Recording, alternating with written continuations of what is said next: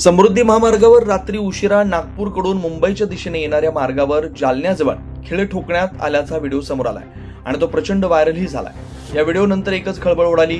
यामुळे समृद्धी महामार्गावर अनेक वाहनांच्या टायर पंक्चर झाल्याच्या घटना समोर आल्यानंतर खळबळ माजली होती।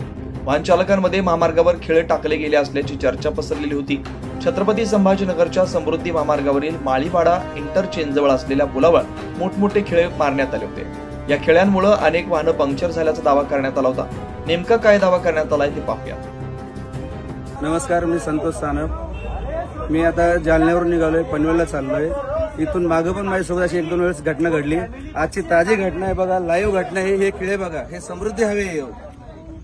1 तास झाले पोलिसवाल्यांना फोन करतोय, समोरच्या गाडीचे 4 टायर पंक्चर झालेत। पोलीसची मदत अजिबात होत नाही या रोडवरती।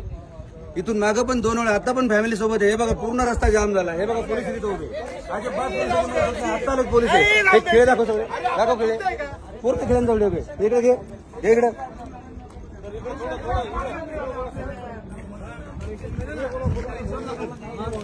भाऊ। इथून मागून माझ्यासोबत अशा घटना 2 वेळा झाल्यात। तेव्हा पण मी पोलिसांना फोन केला, अजिबात पोलिसांची मदत होत नाही। मी आता जालन्यावरून निघाले, मला पनवेलला जायचंय। हा बघा रस्त्यामध्ये हजारो खिळे ठोके, हजारो एवढे खिळे ठोकासवर चाललंय काय? अर्धा रस्ता बंद करून जर चोर खिळे ठोकतात, पोलीस करतात काय?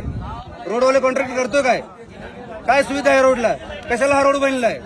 हा समृद्धी एका लोकांचा जीव घ्या रोड बनलाय, तेच समजत नाही। व्हिडिओ व्हायरल करा हे आणि हे दाखवा या पोलिसवाल्यांना। अजिबात पोलिसची मदत होत नाही या रोडला। हा सगळा प्रकार सोशल मीडियाच्या माध्यमातून समोर आल्यानंतर खळबळ उडाली।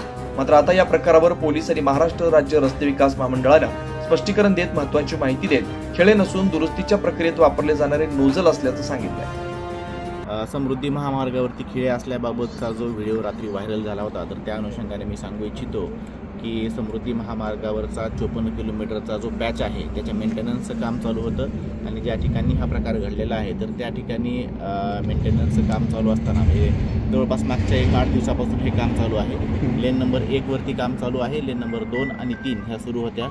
लेन नंबर 1चं काम चालू असताना त्याला प्रॉपर व्यवस्थित बॅरिकेटिंगसुद्धा केलेलं होतं आणि हे काम करत असताना जे इंजेक्टेबल नोझल्स असतात तर ते त्याच्यामध्ये बसून त्याच्यामध्ये केमिकल सोडलं जातं, जेणेकरून ब्रिजची स्ट्रेंथनिंग होते। ते काम चालू होतं आणि ते काल सकाळी लावलं होतं आणि म्हणजे आज सकाळी ते काढलं गेलेलं आहे। जवळपास 24 तासाची ही प्रोसिजर आहे। अशा प्रकारचे कुठलेही खिळे लावण्यात आलेले आहेत किंवा काही हे सगळी अशा प्रकार कुठलाही घडलेला नाही। आणि ज्यावेळेस रात्री बॅरिकेड्स त्या ठिकाणी लावले होते, कुठल्या तरी एका अज्ञात व्हेकलनं ते बॅरिकेड्स तोडले गेलेले आहेत। त्यामुळे जे 2-3 व्हेकल्स आले ते पंक्चर झालेले आहेत। ज्यावेळेस घटना घडली त्यावेळेस HSPचे पोलीस आणि दौलताबाद पोलीस स्टेशनचे पोलीस तात्काळ घटनास्थळी या ठिकाणी पोहोचलेले आहेत। मी सर्व नागरिकांना आवाहन करू इच्छितो की कुठल्याही अफवांवरती विश्वास ठेवू नये। प्रशासन पूर्णरित्या दक्ष आहे। जे यापुढेही जे काही मेंटेनन्सची कामं केली जातील त्या प्रत्येक वेळेस प्रॉपर बॅरिकेटिंग रिफ्लेक्टर्स लावून कामं केली जातील याची आम्ही पूर्ण दक्षता घेत आहोत। आता कुठलाही धोका नाही महामार्गावरती? नाही, मेंटेनन्सचं काम आजही ते नोझल्स काढलेले आहेत। वाहतूक पूर्णरित्या सुरळीत सुरू आहे। अधिकाऱ्यांच्या माहितीनुसार पुलावरील मजबूतीकरण आणि देखभाल कामासाठी ग्राउंटिंग प्रक्रिया सुरू होती। या प्रक्रियेत कॉन्क्रीट मजबूत करण्यासाठी नोझल लावले जातात। दुरुस्ती काम पूर्ण झालं असून त्यावेळेस वाहतुकीसाठी डायव्हर्जन देण्यात आलं होतं। नियोजनानुसार सकाळी सर्व नोझल कापून काढायचे होते, मात्र काही वाहनं चुकून त्या लेनमध्ये गेल्यानं त्यांचे टायर पंक्चर झाले असल्याचं सांगण्यात आलं। अधिकाऱ्यांनी दिलेल्या माहितीनुसार सकाळी सर्व नोझल वेळेवर कापून टाकण्यात आलेत आणि सध्या महामार्गावरील वाहतूक सुरळीत सुरू आहे। तसेच पुढील काळात अशी परिस्थिती निर्माण होऊ नये यासाठी अधिक दक्षता घेतली जाईल असं आश्वासनही देण्यात आलंय। या घटनेमुळे वाहन चालकांना झालेला त्रास मान्य करत प्रशासनानं तांत्रिक कारणामुळे ही अडचण निर्माण झाल्याचं कबूल केलं। आता महामार्गावरील दुरुस्ती कामकाज अधिक काळजीपूर्वक हाताळण्याची मागणी वाहन चालकांकडून होते। तसेच जर पुलाच्या कामासाठी हे खिळे ठोकण्यात आले होते तर समृद्धी महामार्गाच्या अधिकाऱ्यांनी त्या ठिकाणी बॅरिकेड्स का लावले नाहीत असा सवाल आता प्रवाशांकडून उपस्थित होतोय।